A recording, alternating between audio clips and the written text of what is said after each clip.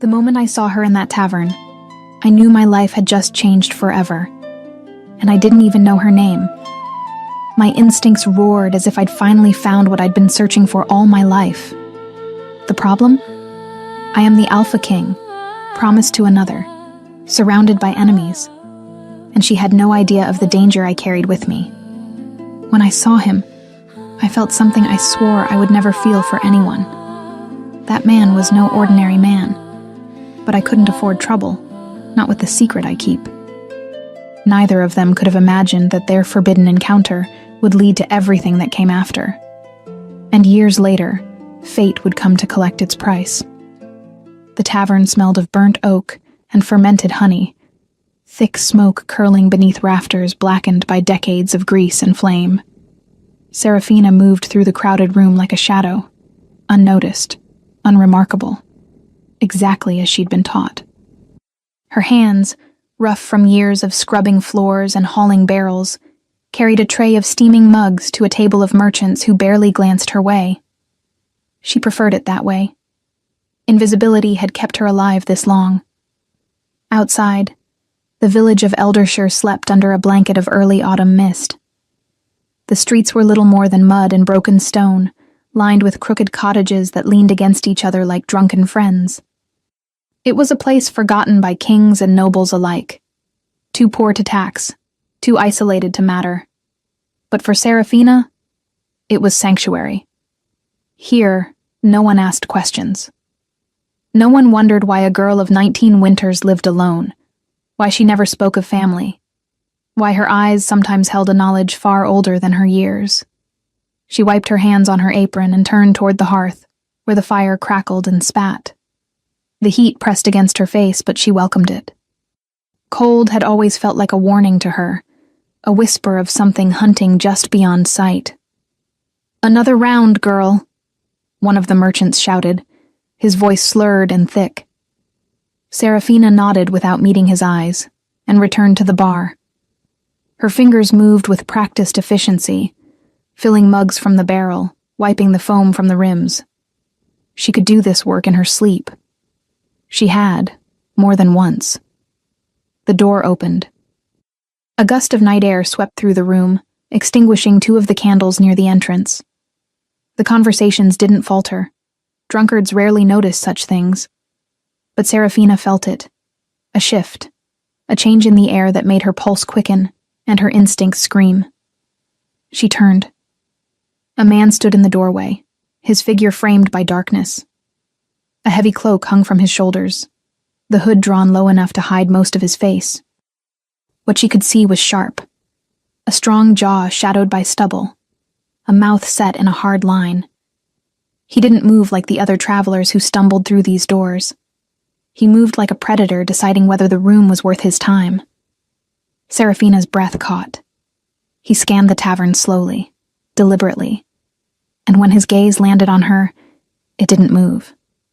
For a moment, just a heartbeat, she felt exposed, seen, not as the girl who served ale and kept her head down, but as something else entirely. Something he recognized. Her hand tightened around the mug she held. The stranger let the door fall shut behind him and crossed the room in 3 long strides. He didn't sit with the merchants or the farmers huddled near the fire. He came directly to the bar, his boots heavy against the worn floorboards, and stopped mere inches from where she stood. "Ale," he said. His voice was low, rough, like stones grinding together. Serafina nodded and reached for a clean mug, her hands steady despite the strange heat blooming in her chest.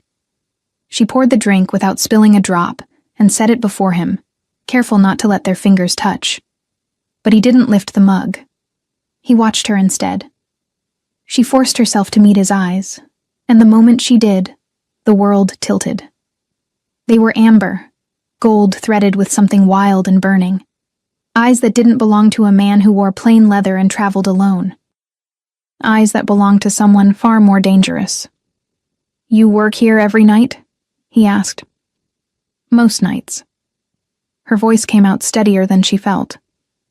"And you live in the village?" "Close enough." He leaned forward slightly, just enough that she caught his scent. Pine and earth and something darker. Something that made her think of moonless nights and the deep forest. "What's your name?" She hesitated. Giving her name felt like handing over a piece of herself she could never reclaim. But refusing would draw attention, and attention was the last thing she needed.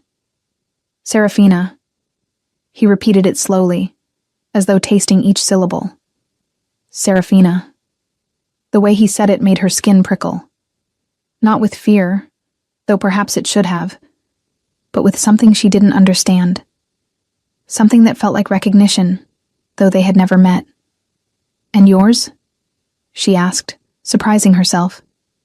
A faint smile touched his mouth, but it didn't reach his eyes. "Ragnar." The name meant nothing to her, but the weight behind it did. This was not a man who gave his name lightly. This was not a man who needed to. He finally lifted the mug and drank, his gaze never leaving hers.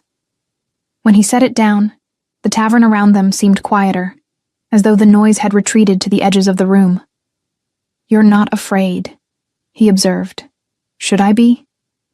"Most people are." Serafina tilted her head slightly. "I'm not most people." Something flickered in his expression. Approval, perhaps, or curiosity. He leaned back, his fingers drumming once against the bar. "No," he said quietly. "I don't think you are." She should have walked away then, returned to her work, to her careful routine of invisibility.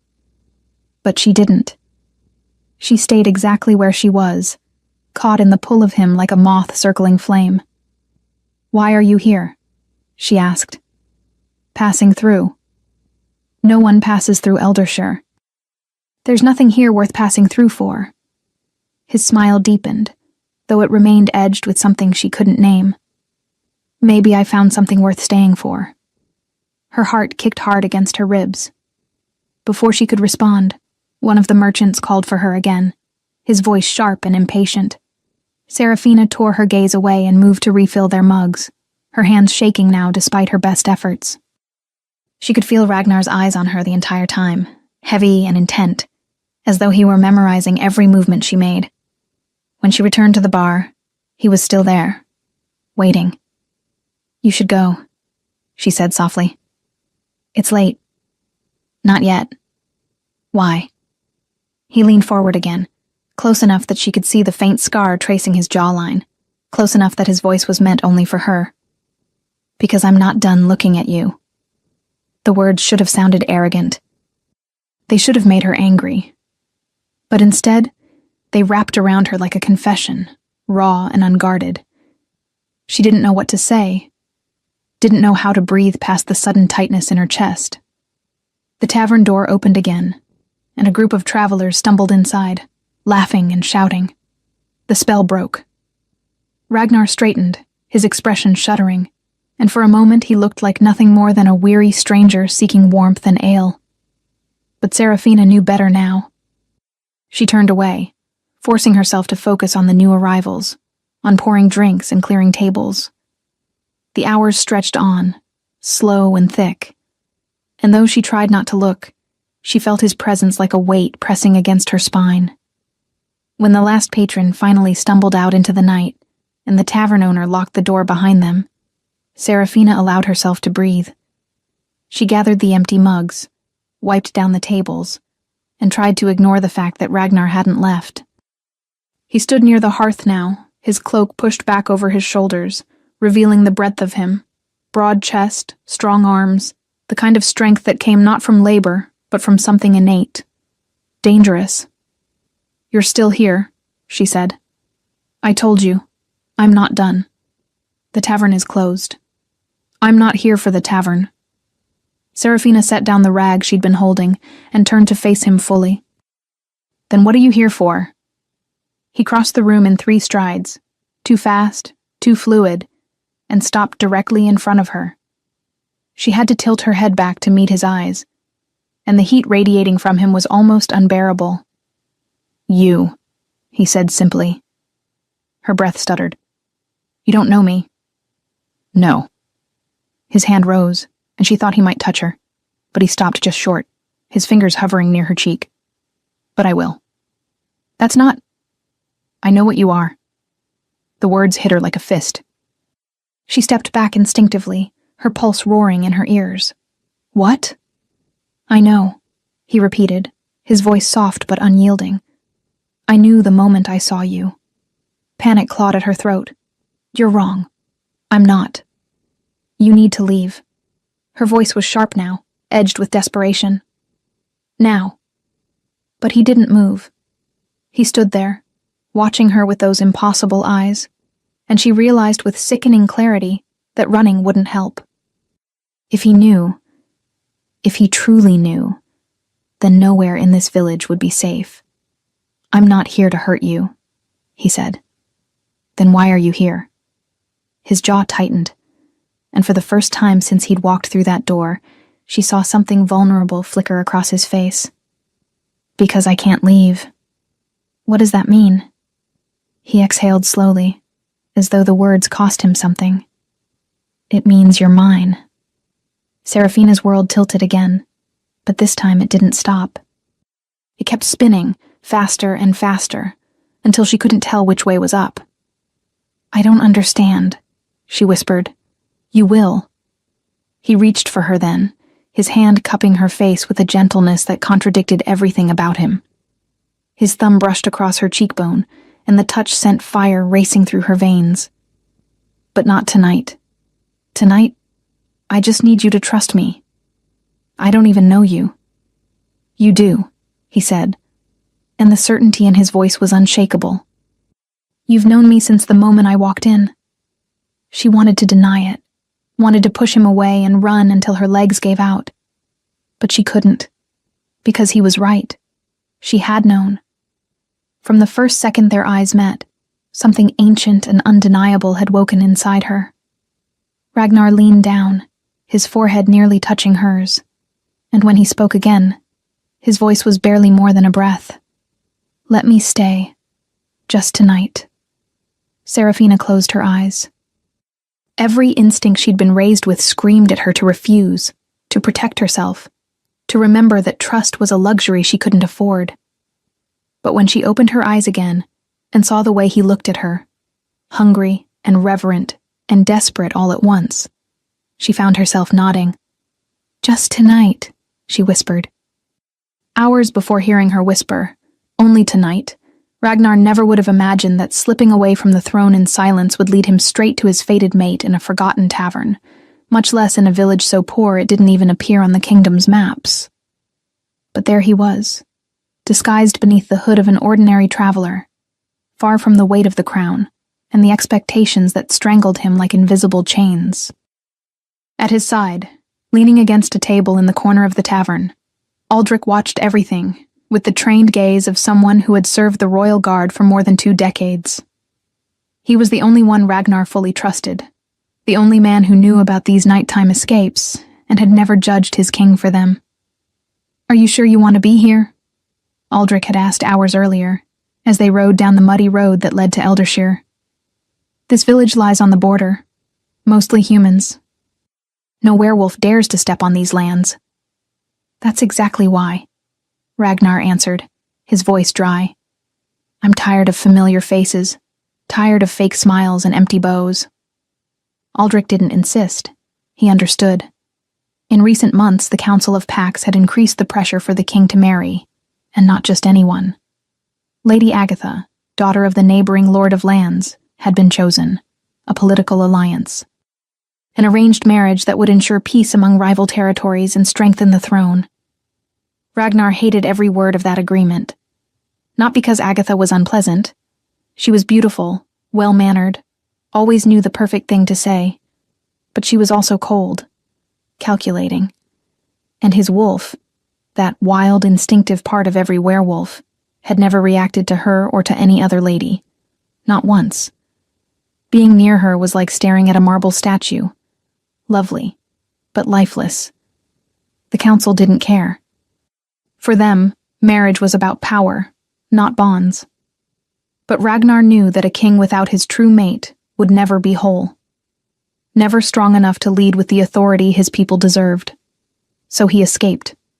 Not forever. Just for one night. Just to feel free again. To walk among people who didn't know him as the Alpha King of all packs, but only as Ragnar. An ordinary man. Then he opened the tavern door, and the world stopped. She had her back to him, bent over a table as she poured ale for a group of loud merchants. Her brown hair was tied into a rushed braid, loose strands falling over her shoulders.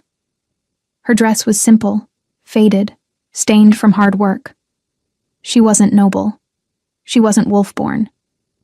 But when she turned and her gray eyes met his, Ragnar felt it. His wolf roared inside him with a force that nearly knocked him off his feet. Mate. The word thundered in his mind, absolute and undeniable. Every fiber of his being recognized that woman. Every instinct screamed that she belonged to him, that she had always belonged to him, long before he was born, long before time itself had a name. Aldrich noticed immediately. Ragnar saw his guard's gaze sharpen, his posture shift, as if ready to protect his king from any threat. But the only threat present was the intensity of the bond pulsing between Ragnar and that stranger. "My king," Aldrich began quietly. "Silence." Ragnar cut him off, without taking his eyes off her. He crossed the tavern as if pulled by an invisible cord. Each step deepened the certainty. Each second made it harder to breathe. When he finally stopped at the counter, it was only to give himself a reason, any reason, to stay close to her. And then she spoke. Her voice was soft, yet steady. There was something in it that suggested hidden strength, as if beneath that humble servant's facade lived someone infinitely more dangerous. Ragnar was fascinated, obsessed. He couldn't just let her go. Couldn't return to the castle, marry Agatha, and live the rest of his life knowing that his true mate existed somewhere, alone, unreachable. So he stayed. He watched every movement she made as she crossed the tavern, every polite smile she offered the villagers while keeping her eyes low. She was hiding something. He was sure of it. But he didn't care. Nothing mattered except the fact that she was here, and he had found her. When the tavern finally emptied, and she told him to leave, Ragnar almost laughed. As if he could.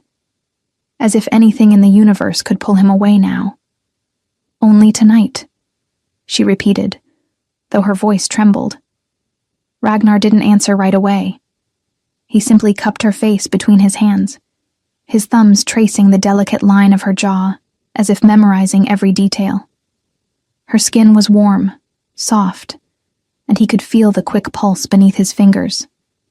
She didn't pull back, didn't run. And that was all he needed to know. They slipped out the back door of the tavern, the cold night wrapping around them like a cloak. Aldrich followed at a respectful distance, silent as a shadow, and Serafina felt the weight of that presence behind her. Another man. A guard, perhaps. But she didn't care. She couldn't care about anything except the stranger beside her, and the way every part of her seemed magnetized to him. "What am I doing?" The question echoed in her mind as they walked down the empty street, her steps quick against the uneven stones. She had never done this. She had never taken a man home, had never wanted to. But now, with his hand brushing lightly against her back, guiding her through the darkness, Serafina felt as if under a spell. No, not a spell. Something older. Deeper. Something coming from inside her, as if her own blood was singing a melody only he could hear. Instinct. The word surfaced with frightening clarity. It was pure instinct. The kind of primal force that couldn't be rationalized or controlled. And even if he was dangerous, even if there was a shadowed edge in those golden eyes, Serafina knew she could defend herself. Her lineage hadn't survived centuries by being weak. There was power in her veins, enough to make any creature hesitate, enough to make even a werewolf step back. But he wasn't just any werewolf. She felt that too.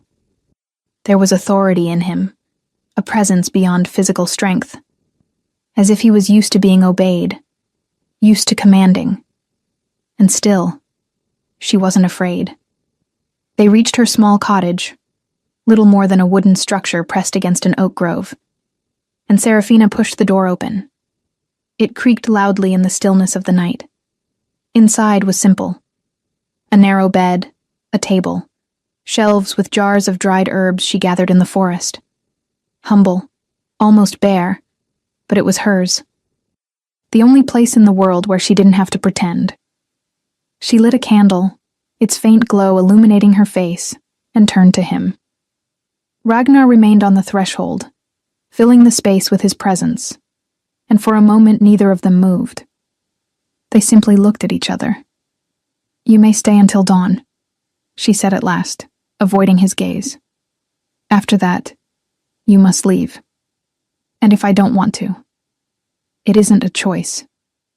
Ragnar stepped inside, closing the door behind him. The click of the latch made Serafina's heart race. He moved toward her slowly, deliberately, and she had to force herself not to step back. Not because she feared him, but because every instinct in her begged her to close the distance, to bridge that impossible space still separating them. "You feel it too," he said, not as a question, but a truth. "I know you do." Serafina shook her head, even though lying was pointless. "I don't know what you're talking about." "Yes, you do." He took her hand and pressed it against his chest, where his heart pounded wild and unrestrained.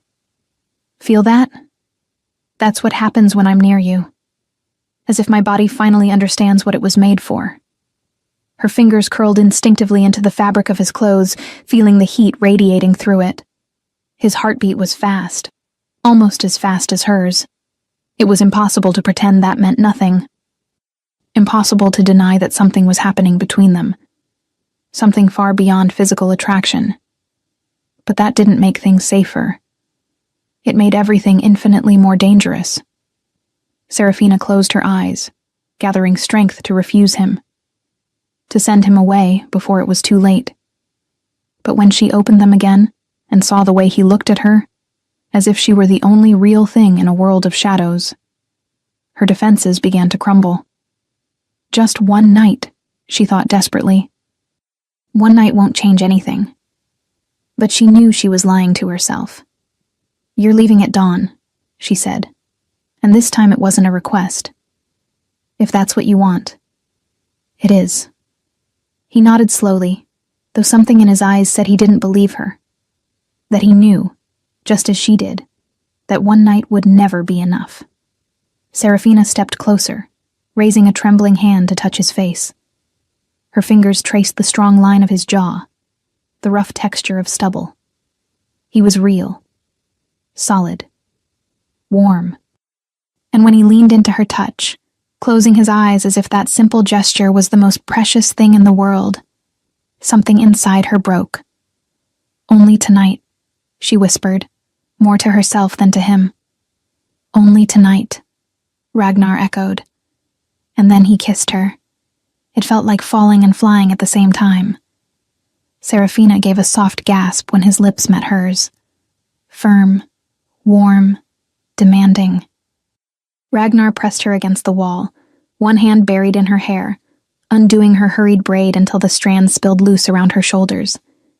His other hand gripped her waist, pulling her tightly against him, and Serafina felt every hard line of his body pressed to hers. She should have been ashamed. She should have been afraid. But all she felt was alive, more alive than she had ever felt in her entire existence. When he nipped at her lower lip, she moaned, a low, needy sound that made something wild ignite in his eyes. Ragnar lifted her effortlessly, and she wrapped her legs around his waist, letting him carry her to the bed. He laid her down carefully, and for a moment just looked at her, hair fanned over the pillow, lips swollen, eyes shining with desire and uncertainty. There was something reverent in the way he gazed at her, as if she were precious, sacred. "Do you still want me gone at dawn?" he asked, voice rough. Serafina raised a trembling hand to his cheek. She wanted to lie, to say yes, that he should vanish at sunrise and never look back. But the words wouldn't come. "I don't know what I want," she admitted at last, the most honest thing she had said all night. Then let me decide for you. He kissed her hand, then her wrist, his lips warm against the sensitive skin. Later, when both were exhausted and sated, Ragnar drew her into his arms, their bodies entwined beneath the thin blanket. Serafina listened to the steady rhythm of his heartbeat, felt the comforting weight of his arm around her, and for the first time in years, she didn't feel alone. But reality began creeping in at the edges of her mind. Thoughts she had pushed away all night now pressed for attention. Who is he really? She knew nothing about him beyond his name. She didn't know where he came from, what he did, why he had come to Eldershire. He had said he was passing through, but men like him, men with that presence, that authority, didn't wander into forgotten villages without reason. And what does he want from me? That question bothered her most, because there was something in the way he touched her, in the intensity of his gaze, that suggested this wasn't just physical desire. There was a claim there, a sense of possession, as if he believed she belonged to him somehow. But that was impossible. They barely knew each other.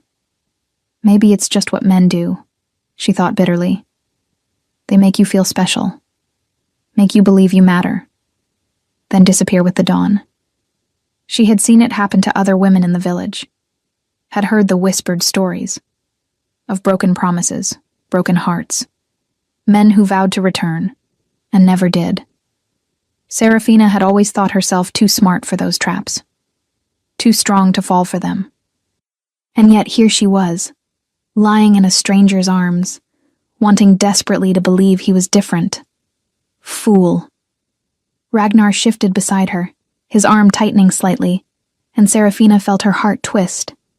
Even now, with all her doubts and fears, she didn't want him to leave. She wanted to stay exactly where she was, safe in his arms, pretending the outside world didn't exist. But the world existed, and at dawn, he would have to return to it. And she would have to let him go. Ragnar remained awake long after Serafina fell asleep in his arms. He watched the way her eyelashes cast shadows over her cheeks, how her lips curved slightly even in sleep. She was beautiful, more than beautiful. She was perfect, and she was human. He had sensed it the moment he entered the tavern, the absence of a wolf's scent, the lack of that wild energy all werewolves carried. She was completely, unquestionably human, and that made everything infinitely more complicated. How could he tell her the truth? How could he explain that she was his mate, his destined bond, when she didn't even know werewolves existed? She'd panic, flee, or worse, think he was insane. I should have waited, he thought, guilt tightening his chest. I should have earned her trust first, told her the truth, given her a choice. But he hadn't been able to wait. His wolf had demanded, and he had obeyed without considering the consequences. Now, lying beside her in the darkness, Ragnar faced an uncomfortable truth. He didn't know how to fix this. He couldn't simply take her back to the castle, not without explanations, not without preparing her for what it would mean, the scrutiny, the politics, the danger. And definitely not while Agatha still awaited a marriage he now knew would never happen. But he couldn't leave her here either. Couldn't walk away and hope the bond disappeared. It didn't work like that. Once a wolf found his mate, the connection couldn't be undone. It pulled him back, always, until he claimed her completely. Then I'll return, he decided. I'll deal with Agatha, prepare the ground, and then I'll come for her. It wouldn't be easy. The council would resist. There would be questions, demands, perhaps even threats. But Ragnar was king, and if he had learned anything throughout his years on the throne, it was that power sometimes required force. He looked at Serafina again, memorizing every detail. Her face, her scent, the feel of her body against his.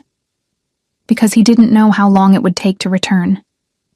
Didn't know how many nights he would have to endure without her before he could hold her again. But he would return. He promised himself that. He would return. and when he did, nothing in the world would separate them again. When Serafina awoke, the sun was already rising, painting the sky in rose and gold through the small window. She instinctively turned, searching for the warmth that had lain beside her during the night. But the bed was empty. For a moment, she simply lay there, staring at the space where he had been, a dull ache settling in her chest. Of course, she thought bitterly. Of course he left. But then she heard a sound, a shift, and her heart jolted. She sat up quickly, pulling the sheet over herself, and saw him. Ragnar stood near the door, already dressed, his cloak fastened over his shoulders. He looked larger somehow in the daylight, more intimidating. But when his eyes met hers, his expression softened. "You're awake," he said. "You're leaving." It wasn't a question. Yes.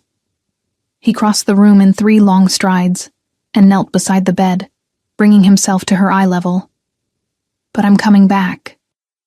Serafina forced a smile, though it hurt. "You don't have to lie. I understand." "I'm not lying." He raised a hand, touching her cheek with a gentleness that contradicted everything about him. "I'm coming back, Serafina. I promise." Promises are easy to make, and I intend to keep mine. He leaned in and kissed her forehead reverently. "There are things I must settle, matters that can't wait. But as soon as I can, I will return for you." She wanted to believe him, desperately. But years of solitude and disappointment had taught her not to trust pretty words. "How long?" she asked, hating the vulnerability in her voice. "I don't know. Weeks, perhaps, maybe less." His eyes locked on hers, intense. "But I'll return. Do you believe me?" Serafina didn't answer, because she didn't know. Didn't know if she could believe him. Didn't know if she should. Ragnar sighed, as if reading her thoughts, and rose to his feet. "Stay safe," he said, voice low, "and wait for me." Then he turned and left, the door closing softly behind him.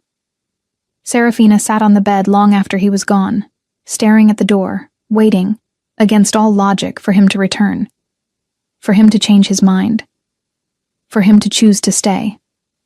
But he didn't return. And as the sun climbed higher, flooding the cottage with golden light, Serafina finally allowed herself to cry. Not because her heart was broken. Not exactly. But because some part of her, some foolish, hopeful part she thought she'd buried long ago, had truly believed he was different. That maybe, just maybe, she wasn't destined to spend her life alone. Fool, she thought again, wiping her tears angrily. Yet even as she scolded herself, her hands drifted instinctively to her abdomen, resting lightly there. She didn't know yet. She couldn't know. But something deep within her, that same instinct that had pulled her to him from the moment they met, whispered a truth that would change everything. She was no longer alone. The castle rose against the gray sky like a fortress of stone and iron, its towers reaching into the low clouds that hung over the northern lands. Ragnar rode through the main gates with Aldrich at his side, and the weight of the crown, even though it was not physically on his head, was already settling on his shoulders again. He hated it. He hated every stone of that place, every corridor that smelled of politics and deceit. Because here, he was not just Ragnar. He was the Alpha King, the symbol. A piece on a chessboard played by men who cared more about territory than about fate. "My king," Aldrich said quietly, as they dismounted in the inner courtyard. "You need to rest. The journey was long." "I cannot rest." Ragnar handed the reins to a servant and turned to his guard, his voice low and urgent. "I need you to do something for me." Aldrich frowned. "What do you need?" "Research, quietly." Ragnar glanced around, making sure no one was close enough to overhear. "I want to know every possible way to break a political betrothal without starting a war. Historical precedents, legal loopholes, anything." Aldrich's eyes widened slightly. "You are talking about Lady Agatha." Yes. My king. The council. I know what the council will say. Ragnar cut in, impatient. That is why I need options. Ways to do this without half the kingdom turning against me. Aldrich studied him for a long moment, and Ragnar saw understanding dawn in his eyes. This is because of her. The girl from the tavern. Serafina. Her name left him like a prayer. She is my mate, Aldrich. My true mate. But she is human. I do not care. And it was true. Ragnar did not care if she was human, wolf, or anything else. She was his, and that was all that mattered. Aldrich nodded slowly. I will do what I can. But it will take time. How much time? Weeks, perhaps. I have to be careful. If Agatha or the council suspect... I know. Ragnar dragged a hand over his face, exhausted. Just be quick. Please. Yes, my king. The days that followed were torture. Ragnar tried to focus on his duties, meetings with the council, territorial disputes among smaller packs, patrol reports from the borders. But his mind was always somewhere else. Always with her. He caught himself replaying small details. The way she bit her lower lip when she was nervous. The sound of her muffled laughter when he made an unexpected remark. The feel of her body against his. Warm and perfect and right. During meetings, he lost track of conversations. During meals, he barely touched his food. At night, lying alone in his enormous bed, he stared at the ceiling, imagining what it would be like to have her there beside him. She is waiting for me, he told himself. She promised to wait. But a small, insidious voice whispered doubts. What if she does not wait? What if she thinks you abandoned her? What if she disappears before you can return? The obsession grew stronger each day. His wolf was restless, constantly pushing beneath his skin, demanding that he go back, that he find her, that he claim her fully and bring his mate home where she belonged. But he could not yet, not without putting everything at risk. Lady Agatha noticed the change almost immediately. She was observant. She always had been. It was part of what made her so good at politics. She read people the way others read books, spotting weaknesses, exploiting vulnerabilities. And lately, Ragnar was full of both. He was distracted, distant. On the rare occasions they were together, formal dinners, council events, he barely looked at her. And when he did, there was nothing in his eyes. No interest, no connection. Not that there had ever been much. The king had always been cold with her, polite, but reserved. But this was different. This was absence. As if his mind were somewhere else entirely. And then there was Aldrich. Agatha had noticed the whispered conversations between the king and his guard. The way they vanished together into empty corridors. Closed doors and low voices. They were hiding something. And if Agatha had learned anything in her years navigating court life, it was that secrets were always dangerous, especially secrets that involved the man she was about to marry. One afternoon, as she watched Ragnar cross the courtyard with Aldrich, her eyes narrowed. What are you hiding? Jealousy burned in her chest, not because she loved Ragnar, but because he was hers, or was supposed to be. They had an agreement, a contract. And she would not allow anything, or anyone, to interfere with that. She turned sharply and left the hall, her footsteps echoing against the stone. There was someone who could give her answers. Someone who knew the king's secrets better than anyone. Chaol waited in the shadows of the eastern tower, as he always did when she summoned him. He was her personal guard. But more than that, he was her spy, her secret weapon. The man who followed Ragnar on his nighttime escapades and reported every movement back to her. Because Agatha had always known about the king's disappearances. She knew he liked to disguise himself and wander among humans, pretending to be ordinary. She had never cared before. They were harmless distractions. But now, seeing the change in him, she began to wonder if the last escapade had been different. My lady.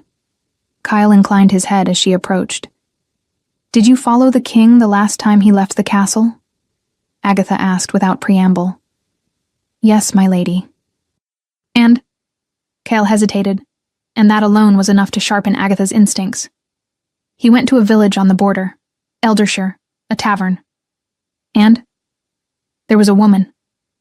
The words came out reluctantly. A girl who worked there. He spent time with her. Agatha felt something cold settle in her stomach. Spent time how? He took her to her home, stayed until dawn. Whore. The word exploded in her mind, venomous and furious. It was not the first time Ragnar had spent the night with a woman. She knew what he was like with them. But something in the way Kale spoke, the hesitation, the caution. This was different. This woman, Agatha said, her voice dangerously calm. Was she special? Kale did not answer right away, and that told her everything. Answer, she demanded. Yes, he finally admitted.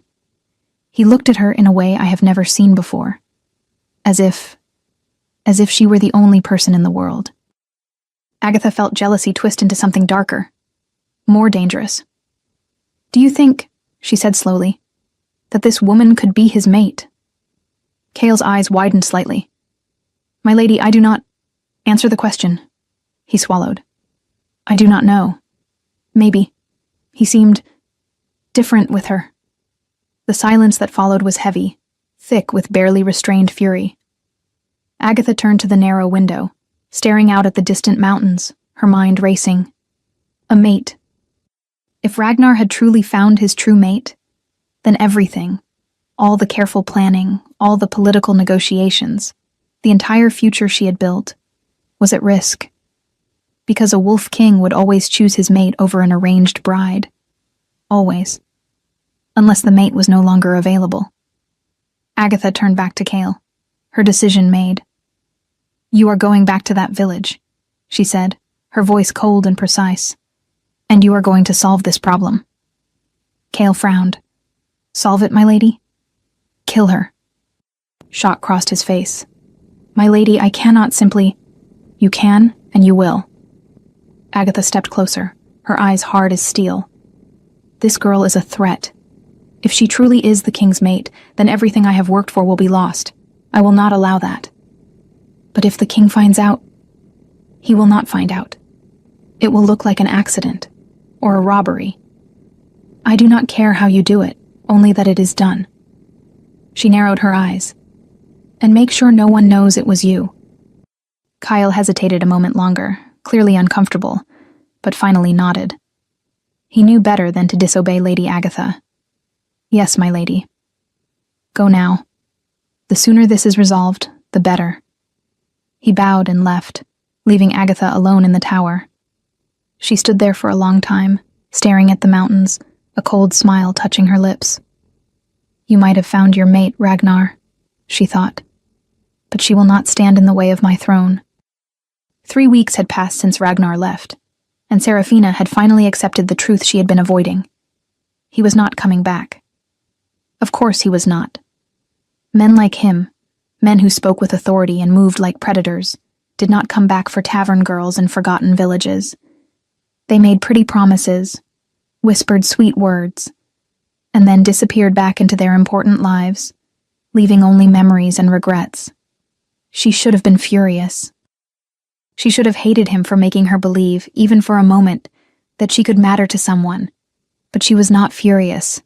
She was just tired and pregnant. She had realized it a few days earlier, when the nausea began. There was a child growing inside her. His. Serafina placed her hand over her still flat belly, feeling the weight of that reality. She should have been terrified, desperate. An unmarried woman carrying a bastard child would be ruined. But all she felt was a fierce determination. This child is mine, she thought, and I will protect this child, no matter what. She began making plans. She saved every coin she earned at the tavern, hiding them in a cloth pouch beneath the loose floorboards. She gathered medicinal herbs from the forest, ginger root for nausea, raspberry leaves to strengthen the womb. She started thinking about how she would hide the pregnancy once it began to show, how she would explain the baby when it was born. Maybe she could say the father had died. People would ask questions, but eventually they would accept it. They always did. She was lost in these thoughts, arranging jars of herbs in her cottage, when she heard it. Footsteps. Heavy. Deliberate. Coming toward her.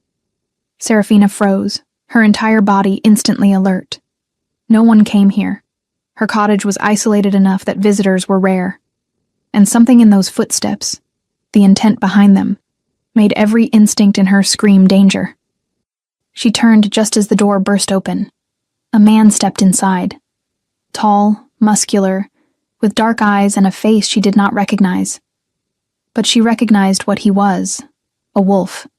The scent was all over him, mixed with sweat and something darker. Violence. "Serafina?" he asked, though he clearly already knew the answer. Her heart pounded, but her voice stayed steady. "Who are you?" "That does not matter." He took a step forward, and she saw his hand go to the knife at his belt. "You are coming with me." "I am not going anywhere. It is not a choice." Serafina retreated a step, her mind racing. He was bigger, stronger. But she had other advantages. "Why?" she asked, stalling for time. "What do you want with me?" He drew the knife, a long silver blade that gleamed in the dim light. "You became a problem, and problems have to be eliminated." "I have not done anything," Serafina said, forcing herself to sound calm, even as panic rose in her throat. "I am not a threat to anyone." "That is not my decision." Kyle advanced, the knife raised, and Serafina knew she had seconds before he reached her. "Protect yourself." The command came from somewhere deep inside her, from the part that had slept for years. The part she had suppressed and hidden, because using it meant revealing what she truly was. But now, there was no choice. As Kale lunged forward, Serafina raised her hand. Power burst out of her. Pure, white, blinding. It was not magic in the traditional sense. It was essence. The ability to touch the true nature of any creature and force it to awaken. And when that energy hit Kale, he screamed. His body convulsed, dropping to his knees. The knife slipped from his hand, clattering against the wooden floor. And Serafina watched as his eyes, once dark and cold, began to glow with a wild gold. His wolf was surfacing, against his will, dragged to the surface by her essence. "What?" Kyle gasped, his hands braced on the floor as he fought the transformation. "What are you?" "Something you should not have threatened," Serafina replied, her voice icy. She stepped forward, and Kale instantly shrank back, terror bright in his eyes. "An ancestral healer," he whispered. "You are one of them." "Yes." Lady Agatha did not know. She never said. He shook his head, still struggling to control his wolf. "If I had known, I never would have. But you came."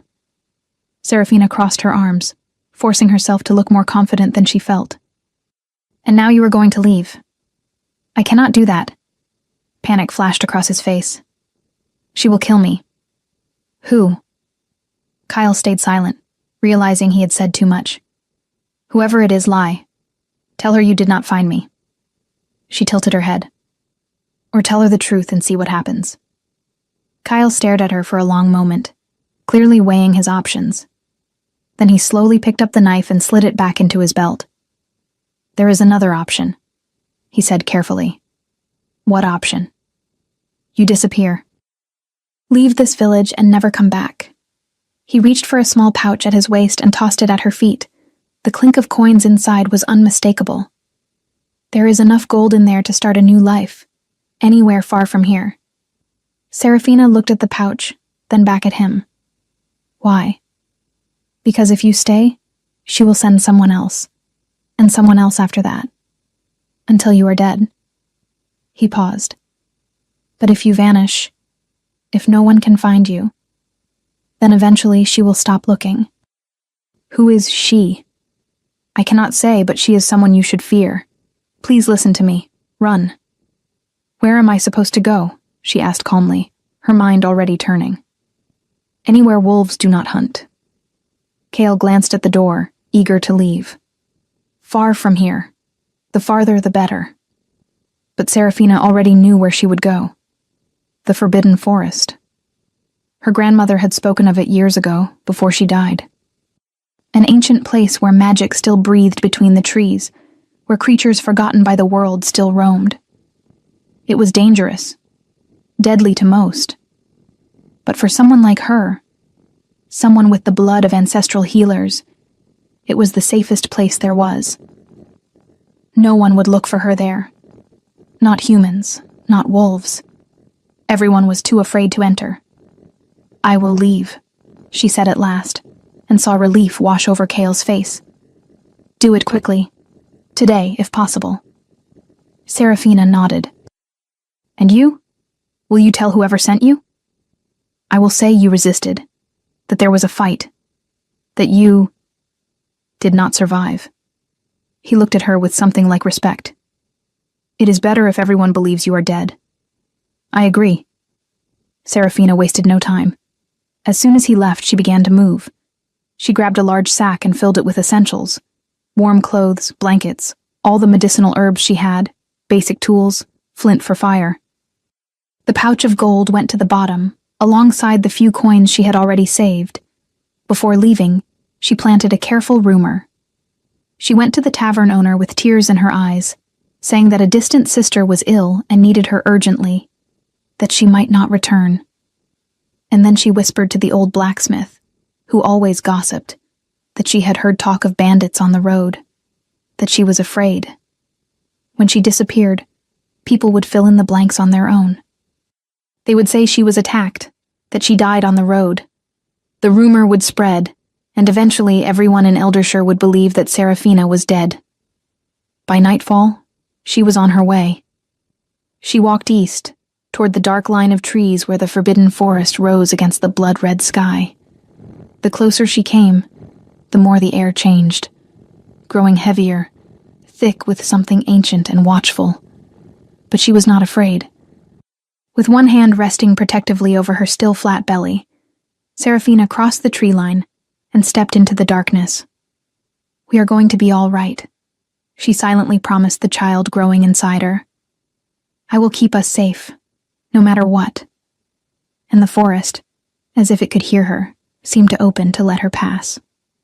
4 weeks later, Ragnar was on the brink of despair. Aldrich had returned with bad news about the betrothal. There was no easy way to break it without causing serious political tension. The council was more insistent than ever about the marriage, and every day without Serafina felt like a knife twisting in his chest. He needed to see her, needed to know she was all right, that she was waiting for him, as she had promised. Aldrich, he called one night, unable to bear another second of uncertainty. I need you to go to Eldershire. His loyal guard frowned. Now, my king? Now? Go make sure she is well. That she is still there. His voice faltered slightly on the last word. You do not need to speak to her. Just make sure she is safe. Aldrich hesitated, clearly worried, but nodded. I leave at dawn. Ragnar spent the next 3 days in agony. Each hour crawled by.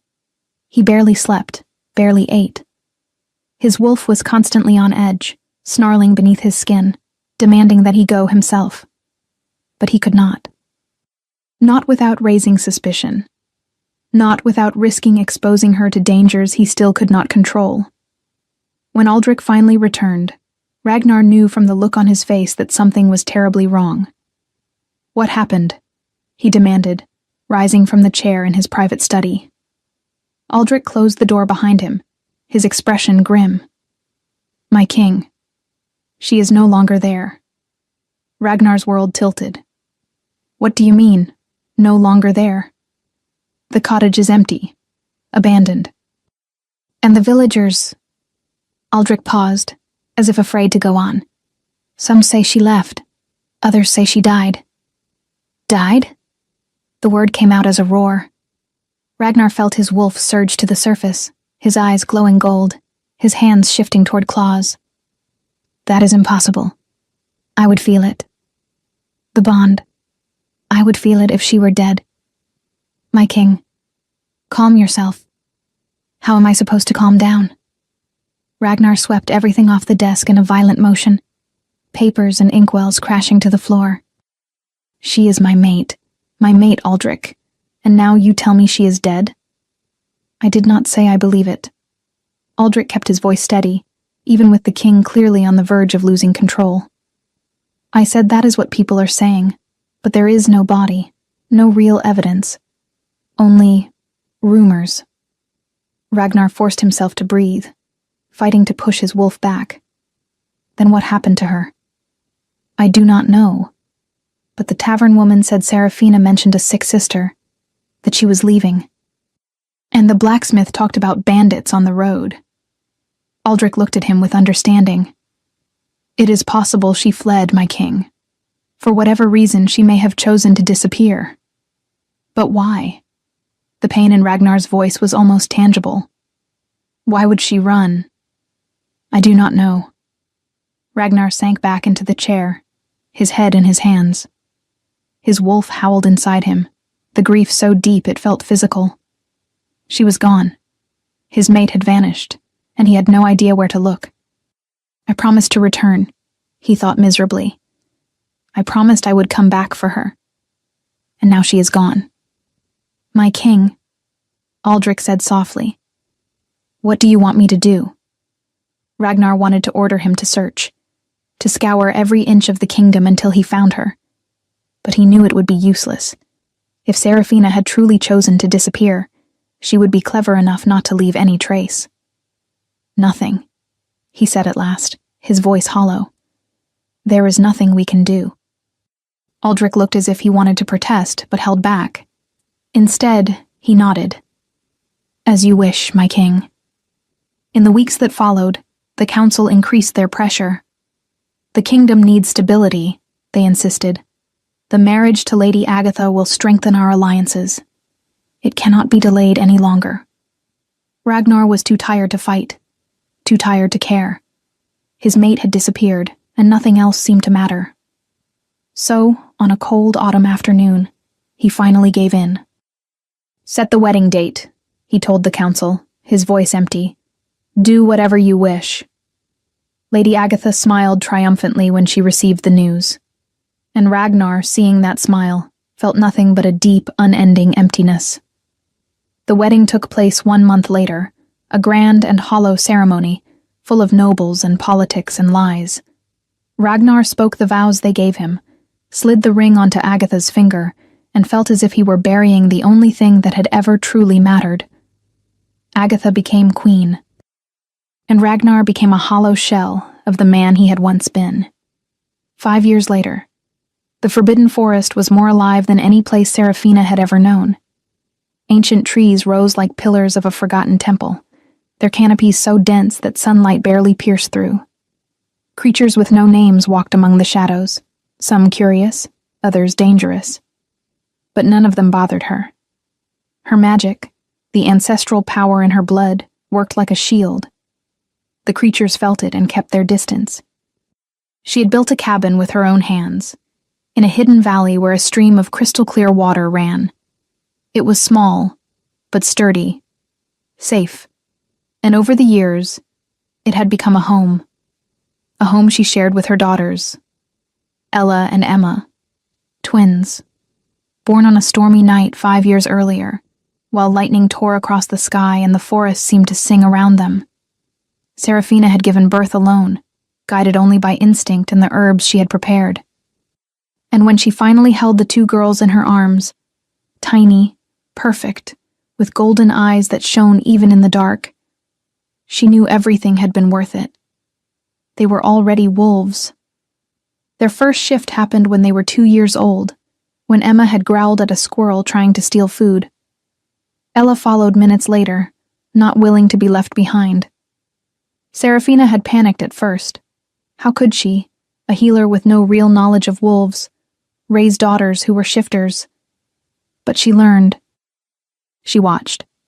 She taught them how to control the change, to understand their instincts, to be strong and quick, but also kind. Now, at 5 years old, they were bright, fierce little girls, with golden hair like the father they had never met, and eyes that shifted between gray and gold depending on their mood. "Mom!" Emma shouted, running into the cabin with Ella right behind her. "There's a deer outside, a big one." "Can we hunt it?" Ella asked, her eyes shining with excitement. Serafina smiled, even as her heart squeezed a little. They were so wild, so free, and she would do anything to keep them that way. "Not today," she said, smoothing Emma's hair. "But tomorrow we can practice tracking, the way I taught you."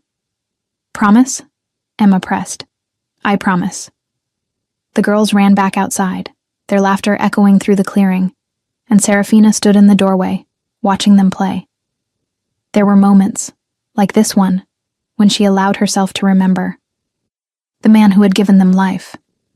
The man who had promised to return, and never did. Ragnar. She still thought of him sometimes. Mostly when she looked at her daughters and saw pieces of him in every gesture, every smile. She wondered if he knew, if he had ever suspected, if he felt the same hollow ache she carried. But then she pushed those thoughts away. Because wondering changed nothing. Waiting changed nothing. He had made his choice. And she had made hers. They were safe here. Hidden. Protected. And for now, that was enough. The castle of the northern lands had never felt as empty as it did in the last 5 years. Ragnar walked the stone corridors with the same closed-off expression he had worn since the day Aldrich returned from Eldershire with the news that Serafina had vanished.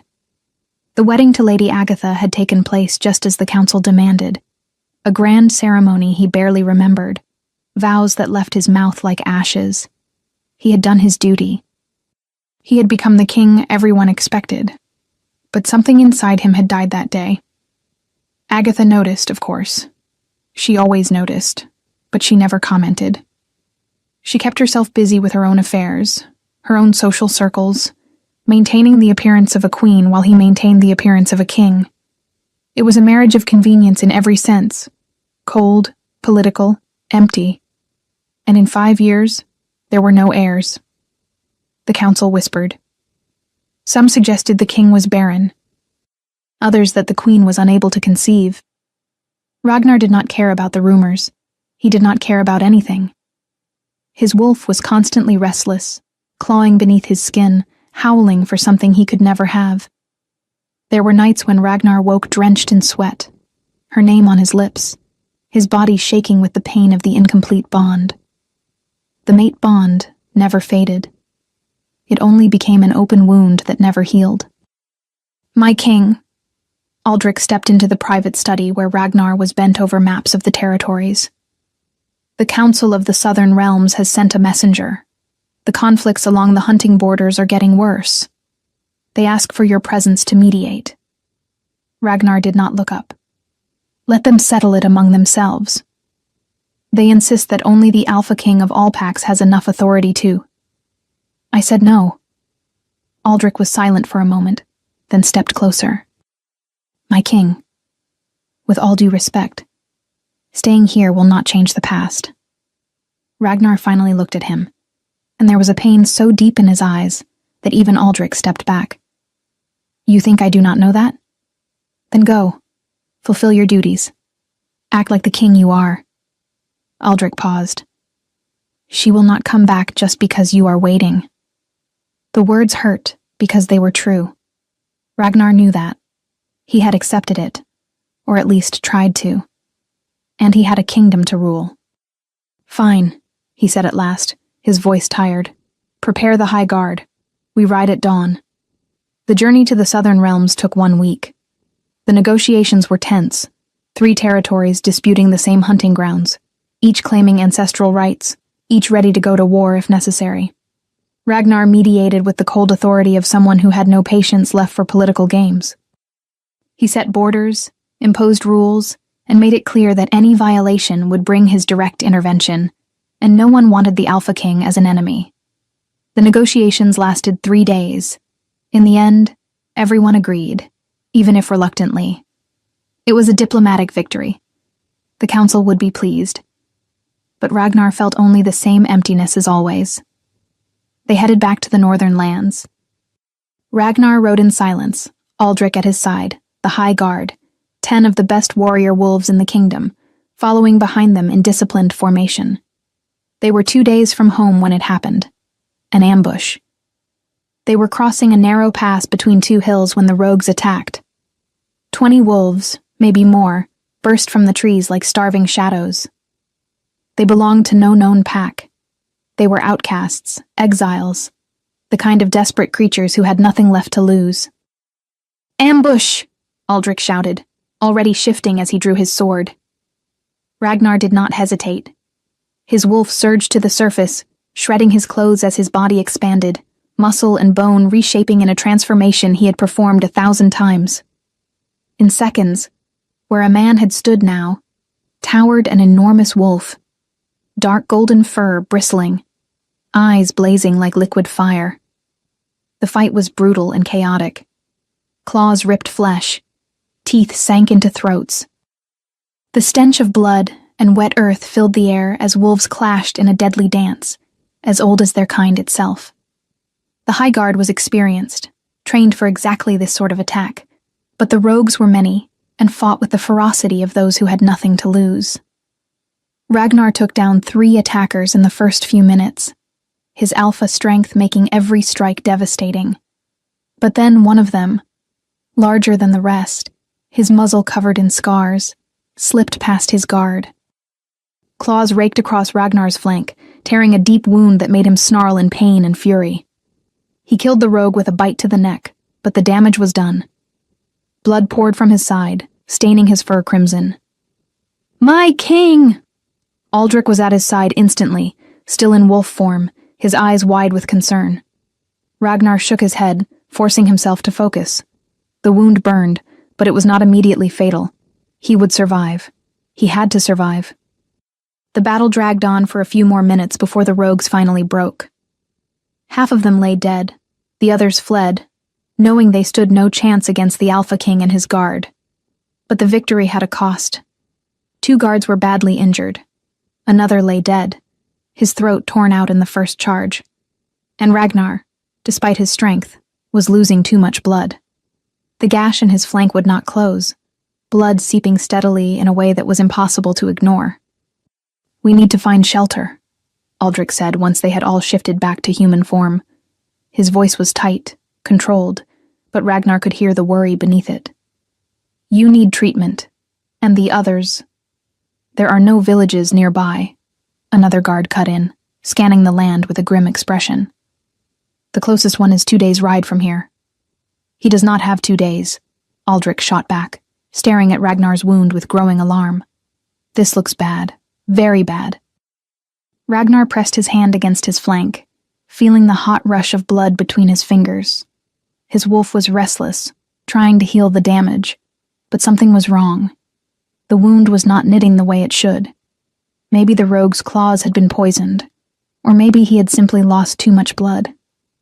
"There is a shortcut," one of the younger guards said hesitantly. "The Forbidden Forest."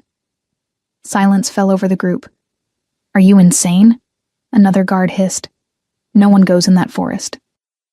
"There are things in there that... Do you want the king to die?"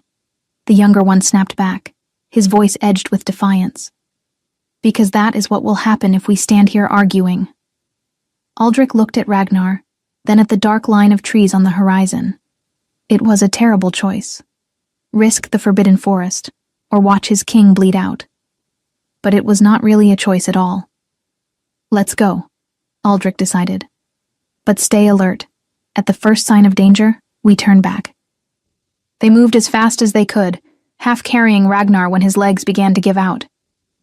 The tree line of the Forbidden Forest loomed ahead like an open maw, and the closer they got, the heavier the air became. There was magic there, ancient, powerful, watchful. But they had no choice. They crossed beneath the trees, and stepped into the darkness. The forest was unlike any place Ragnar had ever seen. The trees were taller, older. Their roots knotted through the earth like the veins of a living being. Sunlight barely made it through the dense canopy overhead, casting everything into a perpetual twilight. And there were sounds, whispers, movements in the shadows, things that watched but never fully stepped into view. "I do not like this," one of the guards muttered, his hand tightening around his sword hilt. "No one does," Aldrich answered, tense. "Keep moving." They walked for hours, or maybe only minutes. Time seemed twisted in that place. Ragnar was growing weaker and weaker, his vision blurring, his body heavy. He knew he was losing the fight against the wound, knew that if they did not find help soon, he would not make it. And then, through the fog of pain, he felt it. A pull. A call. Something deep and instinctive that made his wolf lift its head and scent the air. "My king?" Aldrich grabbed his arm, stopping him from collapsing. "What?" "She is here," Ragnar whispered, his voice raw. "She is here." "Who is here?" "Serafina." The name left him like a prayer, desperate and full of hope. Aldrich stared at him, stunned. "My king, you are delirious. The blood loss." "No." Ragnar shoved him away with surprising strength, his eyes blazing gold. "I can feel her. She is close. Very close." And then he saw it. Through the trees in the middle of a hidden clearing stood a cabin. Small, built of wood and stone, almost invisible beneath the overgrowth. Smoke rose from a chimney, and there was laughter, children's laughter. Ragnar moved toward it as if pulled by an invisible rope. Aldrich and the others followed, confused but wary, their weapons still drawn in case this was a trap. When they reached the door, Ragnar did not hesitate. He pushed it open, and froze.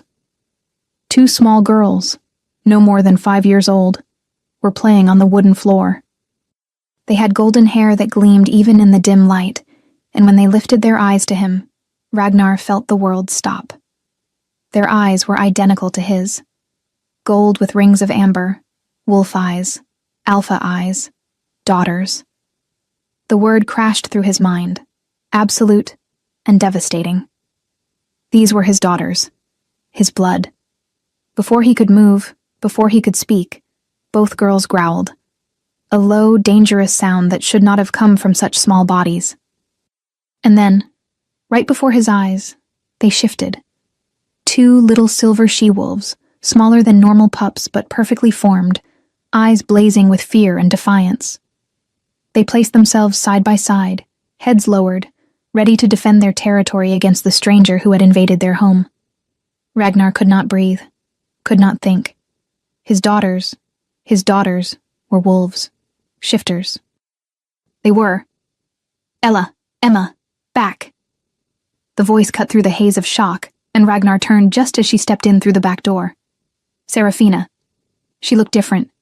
Thinner, harder, her hair longer, clothes practical from living off the land. But it was her, his mate, alive, here. Her eyes widened when she saw him, all the color draining from her face. "Ragnar," she whispered, his name sounding like both an accusation and a plea. He took one step toward her, and that was when his legs finally gave out. Ragnar dropped to his knees, his hand still clamped over the bleeding wound, and darkness began to close in at the edges of his vision. "Ragnar!" Serafina rushed to him, catching him before he hit the floor. Her hands went straight to his side, and she gasped when she saw the extent of the damage. What happened? Who did this? "Rogues," Aldrich answered, kneeling beside them. "He needs help. Now." Serafina looked at him, then at the other wounded guards behind him, and something in her expression shifted. Surprise and fear gave way to a fierce determination Ragnar recognized, the same determination she had shown that night in the tavern, years ago. "Bring him inside," she ordered. And the others too, quickly. They obeyed without question, moving with the efficiency of seasoned soldiers. Ragnar and the injured guards were laid out on pallets on the floor. Serafina moved among them with purpose, grabbing jars of herbs from the shelves, heating water over the fire, her hands working with practiced precision.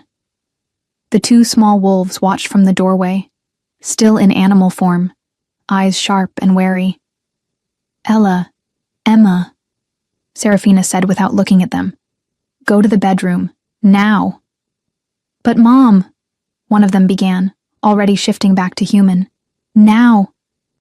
They obeyed reluctantly, disappearing through a side door, but Ragnar could still feel their eyes on him through the cracks. Serafina turned her attention back to Ragnar's wound, and what she did next made all the guards instinctively pull back. She placed her hands directly over the gash, and they began to glow. White light, pure and warm, spilled from her palms, flowing into the torn flesh. Ragnar felt a strange sensation, not painful, but intense, as if something were rewriting his body from the inside out. The bleeding stopped. The torn edges began to knit, tissue regenerating at an impossible speed. Within minutes, where a mortal wound had been, there was only new skin, pink, but whole. "What in the hell?" one of the guards breathed, eyes wide. Ragnar stared at Serafina, shocked and awed. You are a healer." She did not deny it. She simply moved away, wiping her bloody hands on a cloth, and went to the next injured guard. "How did I not see it?" Ragnar asked, his voice hoarse. "That night, I felt you were hiding something, but I never imagined—" "You were not supposed to imagine," Serafina cut in, her hands glowing again as she healed the second guard. "No one was. That is how I stayed alive." The silence that followed was heavy. Ragnar watched as she healed the last guard, her hands moving with the same steady precision, the same impossible light pouring from her. When she finished, all three were whole. Serafina stepped back, clearly exhausted. The healing had drained her, and she braced herself against the table to keep from collapsing. "You can stay the night," she said, her voice tired but firm. "Tomorrow, you leave." "Serafina," Ragnar began, trying to push himself upright. "No." She raised a hand, stopping him. "Not now. You need to rest. All of you do. But we need to talk." "Tomorrow," she repeated, and there was a finality in her tone that left no room for argument. Ragnar wanted to protest, wanted to demand answers, wanted to know about the girls, about why she had run, about why she had never tried to find him. But he was exhausted, and her healing, miraculous as it was, had left him heavy with sleep. Serafina did not sleep that night. How could she? Not after 5 years believing she would never see him again. And he had seen the girls. She sat near the fire, watching the flames dance, while Ella and Emma slept in the small room beside hers. They had asked her 1,000 questions after the strangers fell asleep. Who are they, Mom? Why does that big man have eyes like ours? Is he dangerous? And Serafina had not known how to answer, so she promised she would explain everything later. But how was she supposed to explain? How could she tell her daughters that the man sleeping in the next room was their father? That she had run because someone wanted her dead? A sound from the main room made her lift her head. Light footsteps on the wooden floor. She stood quickly, her hand going instinctively to the knife she always kept nearby, but relaxed when she saw who it was. Ragnar was standing by the window, still wearing only the spare trousers one of the guards had given him. He turned when he heard her approach, and even in the firelit gloom she could see the intensity in his eyes. "Cannot sleep?" she asked, keeping her voice low so as not to wake anyone. "No." He took a step toward her. "How could I? You are here, alive, and there are 2 little girls with my eyes sleeping in the room next door." Serafina swallowed hard. "Ragnar, why did you run? And why did you not tell me you were pregnant?" "I could not tell you." The words came out louder than she intended, and she forced herself to lower her voice again. "I did not even know where you were. I did not know who you really were. You could have tried. How? She stepped closer, fists clenched. How was I supposed to try, Ragnar? You walked into my life for one night.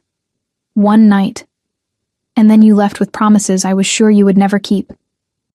I was going to come back, he insisted, and there was real pain in his voice now. I was, Serafina, He raked a hand through his hair, frustrated. Ragnar drew a deep breath, as if gathering himself.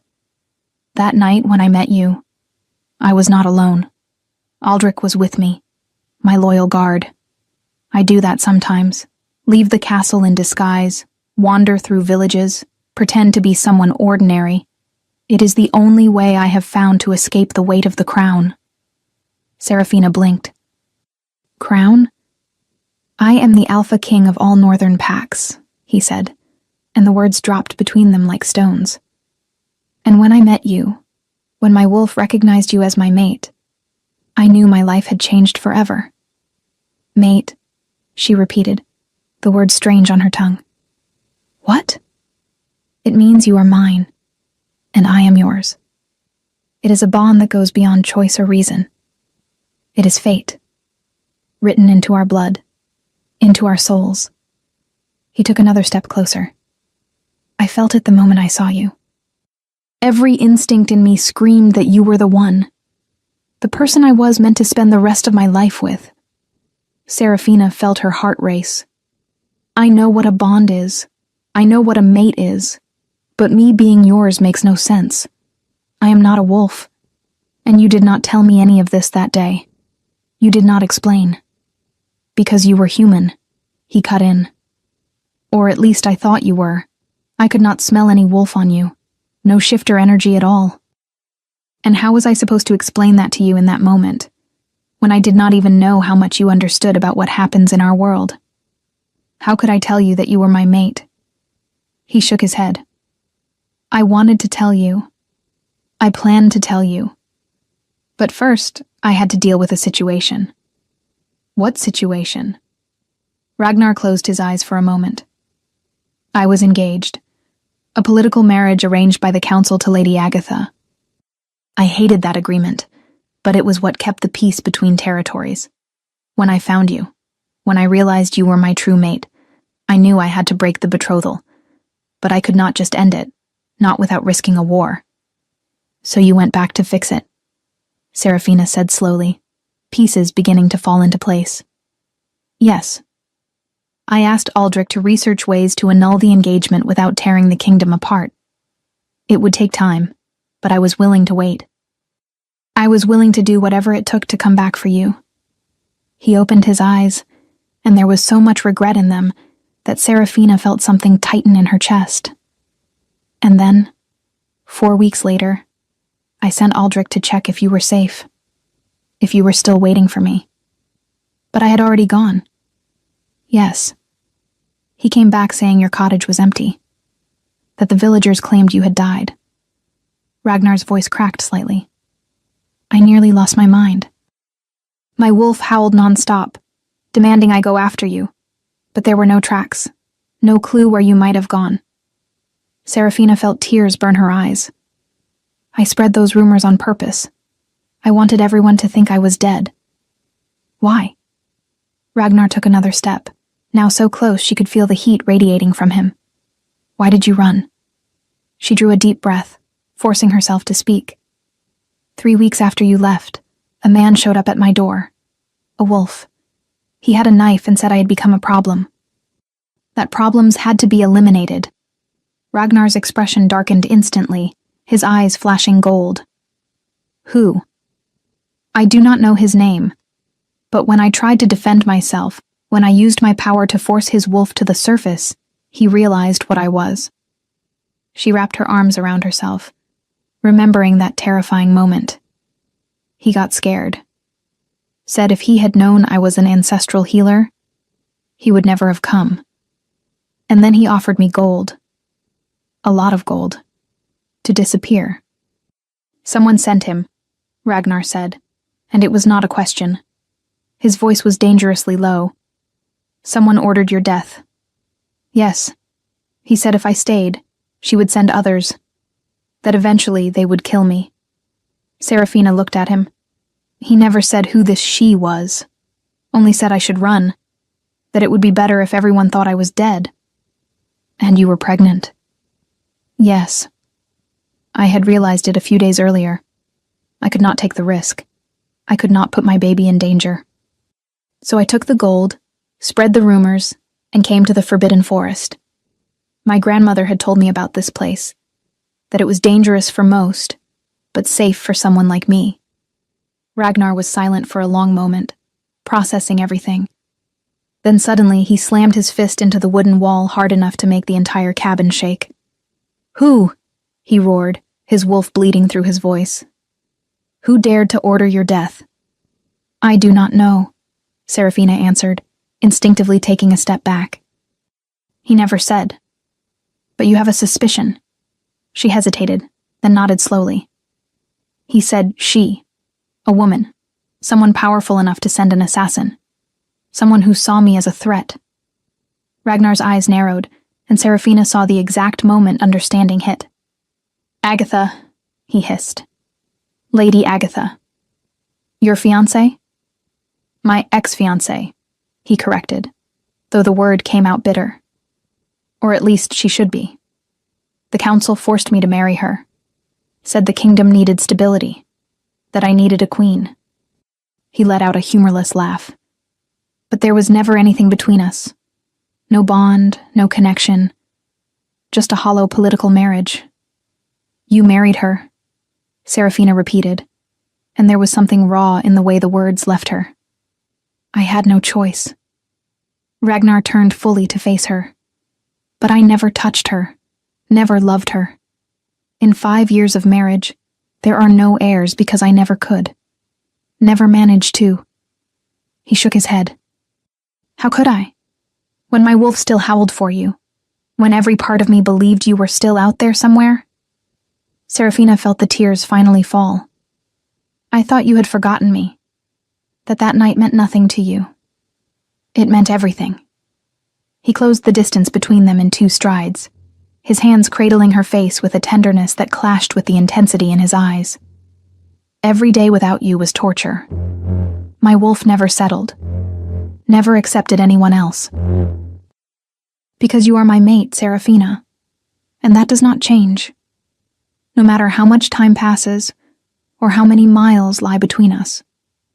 Ragnar, I missed 5 years of our daughters' lives, he went on, his voice breaking. 5 years I could have watched them grow, taught them, protected you. And that is my fault. For not being faster. For not searching harder. For failing you. You did not fail, Serafina whispered, her own hands rising to cover his. You did not know. Neither of us did. But now I do. His thumbs traced her cheeks, wiping away her tears. And I will not make the same mistake again. You and the girls are coming back with me, to the castle, home. Ragnar, it is not that simple. It is. His voice was steady, absolute. I am going to uncover every part of this conspiracy, and I am going to see justice done. He paused, his gaze searching hers. But first I need... Something flickered in his eyes. Pride, wonder, grief for everything he had missed. Can I talk to them? Properly? Tell them I am their father? They are afraid of you right now. You are a stranger. Then I will change that. He leaned his forehead against hers, closing his eyes. I will spend every second it takes earning their trust, proving they can rely on me, that I will never leave them again. Serafina closed her eyes too, allowing herself for the first time in 5 years to believe. To believe that maybe, just maybe, they could have a future. That the man she had loved for one night had truly come back. That he would not abandon her again.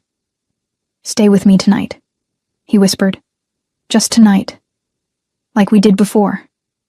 Ragnar, please. The word came out thick with need. I need to feel that you are real. that I will not wake up and find out this was all a dream. She should have refused. She should have kept her distance until everything was resolved. But her body was already leaning into him, drawn by the same magnetic pull that had claimed her 5 years earlier. "Just tonight," she echoed. And when he kissed her, slow, reverent, desperate, Serafina felt the rest of the world disappear. The first light of dawn slipped through the cracks in the window when Ragnar woke. He and Serafina had slept in her room, while the guards stayed in the main room. Ragnar was relaxed in a way he could not remember feeling for years, and for a moment, he simply lay there, absorbing the sensation of having Serafina in his arms, her scent around him, her warmth pressed to his skin. Then he felt it. 2 pairs of eyes watching him. Ragnar opened his eyes slowly and turned his head. There, standing in the half-open doorway, were Ella and Emma. Their golden hair was tousled, and they were staring at him with a mix of sharp curiosity and cautious distrust. He did not move. He just watched them back, trying to carve every detail into his heart. The shape of their faces, the exact shade of their eyes, the way they stayed close to one another, as if they were 2 halves of a whole. "My daughters," he thought, and felt something crack open inside his chest. "My babies." "Who is he?" Emma asked, taking a step back when Ragnar sat up. Serafina looked at him, and Ragnar saw the hesitation in her eyes. "Come here," Serafina said gently, holding out her hand. "I need to tell you something important." The girls exchanged a look, then moved forward slowly. They were still watching Ragnar warily, but there was curiosity too, especially when they noticed how his eyes glowed the same way theirs did. "Do you remember when you asked about your father?" Serafina began softly. "About why you never met him?" Both girls nodded. "I told you he had to leave before he knew you existed. That he did not abandon us. He simply did not know." Serafina drew a deep breath. "This is him. This is Ragnar. Your father." The silence that followed was absolute. Ella and Emma stared at Ragnar with wide eyes, then at their mother, then back at him, processing, trying to understand. "Our father?" Ella finally asked, her voice small. "Yes," Ragnar answered, having to force the words past the emotion tightening his throat. "I am so sorry I was not here, that I missed so much time with you. But now that I have found you, I promise I am never leaving again." "You are big," Emma observed, and despite the tension of the moment, Ragnar almost laughed. "I am, and you are going to be big too someday. And you two are the most important things in the world to me," Ragnar said, and it was nothing but the truth. "You and your mother." The girls went quiet for another moment. Then Emma asked, "Can you shift now?" Ragnar blinked, caught off guard. "Into a wolf?" "Yes," they both begged. Ragnar glanced at Serafina, who only smiled and nodded. Then he closed his eyes and let the shift come. It was not explosive like it had been in battle. It was controlled, fluid, bone and muscle rearranging until, where a man had stood, there was now an enormous wolf, bigger than any ordinary wolf, dark golden fur gleaming, eyes shining like molten gold. The girls gasped, but not in fear, in awe. "You are huge," Ella shouted, jumping up and running to him. Emma followed a few seconds later, less reckless, but just as fascinated. Ragnar lowered his head, letting them sink their hands into his fur, breathe in his scent. Then, to Serafina's surprise, both girls shifted as well. 2 tiny silver she-wolves, smaller than normal pups but perfectly formed, growling playfully and bouncing around him. The decision to leave was made that same morning. "We cannot stay here," Ragnar said, while everyone ate the meal Serafina had prepared for them. "It is not safe. Not while the person who tried to kill you is still free." "And the castle will be safer?" Serafina asked, skeptical. "With the full high guard? With my entire army?" Ragnar squeezed her hand. Yes. And beyond that, I need irrefutable proof and a way to bring justice. Serafina looked at the girls, who were busy showing Aldrich their forest treasures. Pretty stones, bird feathers, small bones bleached by time. They looked so happy, so innocent. Fine, she agreed. But the girls stay with me at all times. They do not leave my side for a single second until we know it is safe. I agree completely. They made ready quickly. Serafina packed only what was essential. Ragnar helped put out the fire, and the girls ran through the cabin one last time, saying goodbye to the only home they had ever known. By the time they left the Forbidden Forest, Serafina riding with Emma, Ragnar with Ella, both girls thrilled by the adventure. The sun was already high in the sky. The journey gave Ragnar a chance to get to know his daughters a little, their likes, their fears, their distinct personalities. Ella was bold and impulsive, always the first to poke at something new. Emma was cautious but curious, watching everything with keen eyes before making choices. And both were fiercely loyal to each other and to their mother. Their arrival at the castle caused an uproar. The gates swung open to receive the king, and servants rushed out, relieved to see him alive, especially after hearing rumors of the ambush. But then they saw the woman, and the children. The whispers started instantly. Who is she? Where did those girls come from? They have the king's eyes. Lady Agatha was waiting in the great hall, dressed in her finest, a polite smile on her lips that never reached her eyes. But when she saw Serafina walking in beside Ragnar, with the two girls clutching their hands, the smile froze. "My lord," she said, her voice cold as ice. "What a surprise. We were not expecting company." "Lady Agatha," Ragnar replied, and there was something dangerous in his tone. "We need to talk. Now." "Certainly." Her gaze slid to Serafina, and there was naked hatred there, sloppily hidden behind a mask of civility. "Although I would very much like to know who this person is that you have brought into our home." "This person," Ragnar said, stepping forward, "is my true mate. And these," he set his hands on Ella and Emma's shoulders, "are my daughters, the rightful heirs to the throne." The silence that fell over the hall was total. Servants froze where they stood. Guards exchanged stunned looks. And Agatha went as pale as death. "This is absurd," she finally managed, though her voice shook. "You cannot just—" "I can, and I will." Ragnar turned to Aldrich. "Summon the council, immediately, and find a guard named Kale. He was in Lady Agatha's service 5 years ago." Agatha visibly blanched at the name. "Kale," she repeated, trying to sound casual, but Ragnar saw her hands tremble. "I do not know which guard you mean." "Do not lie," Ragnar cut in, eyes locked on her. "I remember him.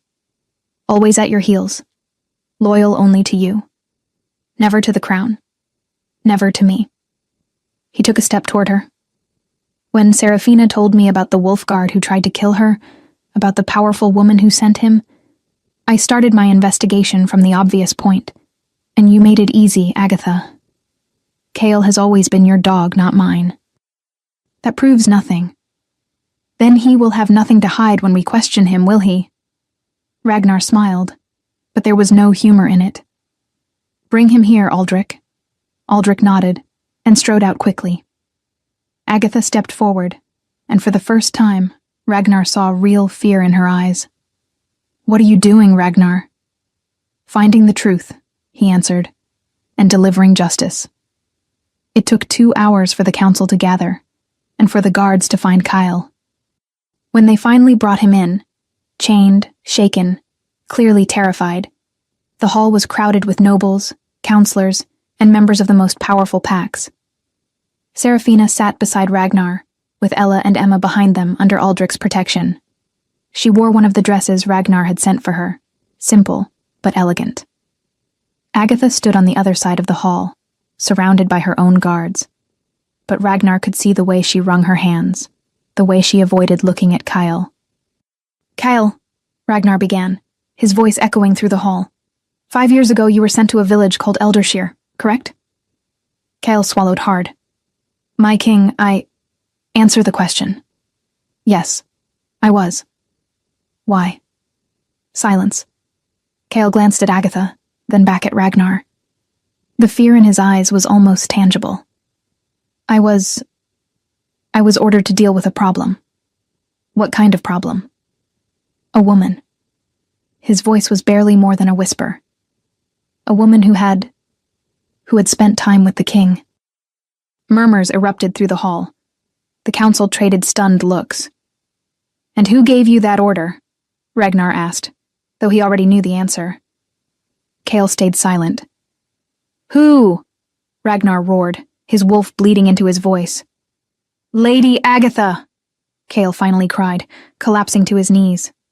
"It was Lady Agatha. She ordered me to kill the woman.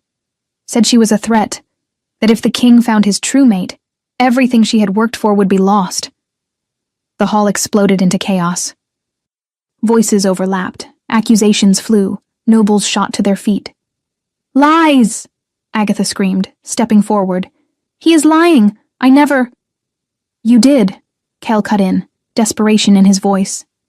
"You summoned me to the East Tower. You asked me about that night in Eldershire. And when I confirmed there was a woman, that the king seemed different with her, you ordered me to kill her." Agatha scoffed. "You would believe some lowly guard over a lady of noble birth?" "I have evidence," Ragnar lied smoothly, and every eye turned to him. He motioned to Aldrich. "I sent Aldrich to Eldershire to uncover what happened. We have witnesses who saw Kale go to Seraphina to try to kill her. We have witnesses from the castle who overheard your plotting with him." Every trace of color drained from Agatha's face. "You tried to kill my mate," Ragnar said, his voice lethal. "You tried to kill the mother of my children, and for 5 years you let me believe she was dead, while you usurped a crown that was never yours. I had a right." Agatha finally exploded, confessing, all her composure shattering. "I was your fiancé. I was supposed to be queen, not some tavern girl who—" "She is my mate," Ragnar thundered, rising from his chair. His eyes shone gold, his wolf clawing at the surface. "She is my true bonded, and you tried to take her from me." The council fell silent, watching, weighing. "The council's vote," the eldest counselor said at last. "Lady Agatha stands accused of conspiracy to murder, attempted assassination of the king's true mate, and usurpation of the title of queen. How do we vote?" One by one, the counselors raised their hands. Every single one. Not a single dissent. "Guilty," the counselor declared. "The sentence is immediate annulment of the marriage, confiscation of all titles and lands, and permanent exile from the northern lands. You have until dawn to leave. If you are seen in these lands after that, you will be executed." Agatha opened her mouth to protest, but the guards were already moving. They seized her by the arms and dragged her out as she screamed, threatened, and swore vengeance. No one listened, because every eye in the hall was now on Ragnar and Seraphina. "5 years ago," Ragnar began, his voice carrying through the hall, "I met a woman in a forgotten tavern. That night, my wolf recognized her as my mate, my true bonded, chosen by the gods. But before I could claim her properly, forces moved to tear us apart. Forces that nearly succeeded." He turned to Seraphina and held out his hand. She took it, rising to stand beside him. "This is Seraphina," he announced, "last descendant of the line of ancestral healers, my true mate, mother of my daughters, and from this moment on, your queen." He looked at her, a silent question in his eyes. "Do you trust me?" Seraphina nodded. Ragnar drew her closer, lowering his head until his lips brushed the place where her pulse beat strong in her neck. Then, in front of the entire council, in front of every noble, guard, and servant, he bit. Not hard enough to truly hurt her, but hard enough to leave a mark. The claiming mark. the seal of the mate bond that announced to the whole world that she was his, and he was hers. Serafina gasped as the power of the claim seared through her like liquid fire. The bond that had long been complete was now sealed in a way no one could ever deny. When Ragnar pulled back, there was blood on his lips and a perfect mark on her neck, the bite of an alpha claiming his mate. The hall erupted in cheers. "Queen Serafina!" someone shouted, and others joined in. "Queen Serafina!" Ella and Emma ran forward, wrapping their arms around both their parents' legs, and Ragnar scooped them up, one girl in each arm, while keeping Serafina close with the other. This was his family. This was his queen. And nothing, absolutely nothing, would ever come between them again. 1 year later, the castle gardens were in full bloom, bursting with colors Serafina had never imagined seeing back when she was hiding in the forbidden forest. Climbing red roses curled up the stone walls, white lilies circled the central fountain, and everywhere there was life. Butterflies, bees, birds singing in the trees. She sat on a stone bench, watching Ella and Emma play with other noble children who had come to visit. Her daughters had grown so much over the last year. Taller, more confident, more at ease in their own skin, both human and wolf. They wore fine dresses now, but Serafina knew that underneath, wild hearts were still beating. And she would never try to change that. "There you are." Serafina smiled as Ragnar walked over, sitting beside her and pulling her into his lap without the slightest ceremony. Even after a year, he still touched her like he could not quite believe she was real, like he needed that constant contact to be sure she would not vanish. "I thought you had a meeting with the council," she said, leaning back against his chest. "It ended early. They have been a little less annoying lately. Or maybe I am just happier and therefore more tolerant?" Serafina laughed. Definitely the second one. They fell quiet for a moment, just watching the girls. Ella had just knocked one of the boys down in a mock fight, and Emma was dramatically trying to treat him with flowers, pretending to be her mother tending to the wounded. "They are perfect," Ragnar murmured. "They are your daughters. How could they be anything else?" He smiled, then let his hand drop to Serafina's belly, resting lightly over the small curve that had only recently begun to show. "And this one? Do you think it is a boy or a girl?" "I do not know." Serafina laid her hand over his. "But whatever it is, it will be loved. Just like you." Ragnar shifted her slightly so he could kiss her. "My queen, my mate, my whole life." "Overdramatic," she teased. But she did not pull away from the kiss. "Dad!" Ella suddenly yelled, running toward them. "Emma said I cannot be a warrior when I grow up because I am a girl. Tell her she is wrong." Ragnar laughed, catching his daughter as she threw herself at him. "Emma, come here."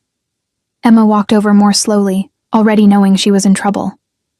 "Your sister can be whatever she wants when she grows up," Ragnar said firmly, "and so can you. Understood?" "Yes, Dad," Emma mumbled, and Ella stuck her tongue out at her in triumph. "But," Serafina added, "you two need to stop fighting. Sisters are meant to have each other's backs, not constantly be at war."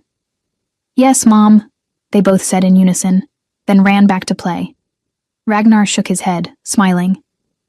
"We are going to have our hands full with those two." "Absolutely," Serafina agreed. "The best kind of trouble." He kissed her again, then whispered against her lips, "I love you.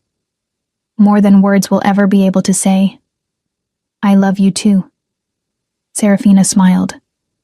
"My king. My mate. My life." And there, in the blooming garden of a castle that was now her home, surrounded by her family, and by the love of the man who had crossed worlds to find her, Serafina finally allowed herself to believe in happy endings.